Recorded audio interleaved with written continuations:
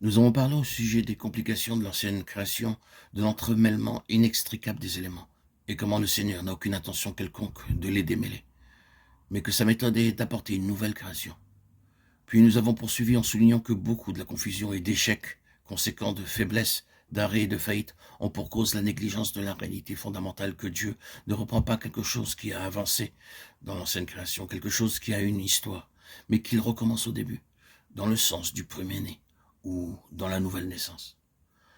En raison des incidents connus où il montre sa profonde désapprobation sur l'apport d'éléments autres reliés à son témoignage, il est parfaitement clair que le Seigneur agit ainsi. Nous nous souvenons si bien de l'exemple de l'arche entre les mains des Philistins et ensuite mise sur un char neuf par David et prise en charge par d'autres que les Lévites. Dans les deux cas, l'arche bien sûr représente Christ et le témoignage de Jésus. Le toucher, le contact de l'arche avec des éléments autres que lévitiques eut pour conséquence un jugement et une action très sévère de Dieu sur ce qui a été ainsi apporté dans ces éléments. Dans le cas d'Ouza, le jugement fut la mort, un arrêt de tout le déroulement des événements et une période prolongée de paralysie, de mort spirituelle. Puis, David découvrit l'origine de la faute et la corrigea, comme il le fit en se référant aux Écritures sur ce sujet.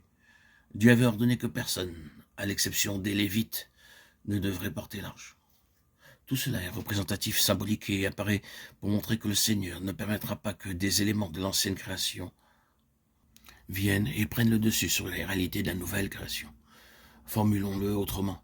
Le Seigneur ne permettra pas que le vieil homme soit associé au nouveau.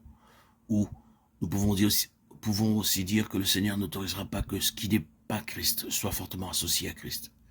Les Lévites symbolisent ce qui est Christ, tout le Christ, tout de Christ. Et ils sont les seuls à pouvoir porter le témoignage. Autrement dit, Christ seul peut exprimer la pensée de Dieu et accomplir l'œuvre de Dieu. Et si nous apportons d'autres caractéristiques, les relions aux pensées de Dieu, aux œuvres de Dieu, nous entrons uniquement dans le domaine du jugement et d'une mort spirituelle certaine. Ainsi, les avertissements sont très forts et l'enseignement très clair. Nous ne devons pas mélanger ce qui est de l'homme avec ce qui est de Dieu en Christ. Il faut y mettre un terme. Après avoir de nouveau souligné cet aspect, retournons à certains des points discutés un peu plus tôt, lors de l'introduction sur la signification du premier-né. Vous vous souvenez que nous avons dit que premier-né signifie un nouveau commencement. Nous avons cité les paroles du Seigneur telles qu'elles sont rapportées dans Matthieu 18,3. À moins que vous ne retourniez et ne deveniez comme des petits-enfants, vous n'entrerez nullement dans le royaume des cieux. Ceci est assurément un nouveau départ, et un tel commencement signifie bien évidemment certaines choses.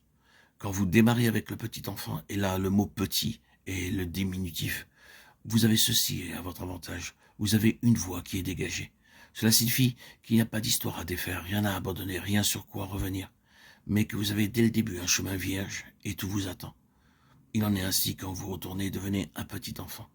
Il est intéressant et utile de se souvenir de la signification simple du mot se repentir. Dans la version anglaise révisée, il est traduit par retourner. Cela signifie tout simplement que vous retournez en arrière et repartez à zéro. Vous faites marche arrière sur le chemin que vous aviez pris. Prenez un nouveau départ et ainsi vous devenez comme un petit enfant.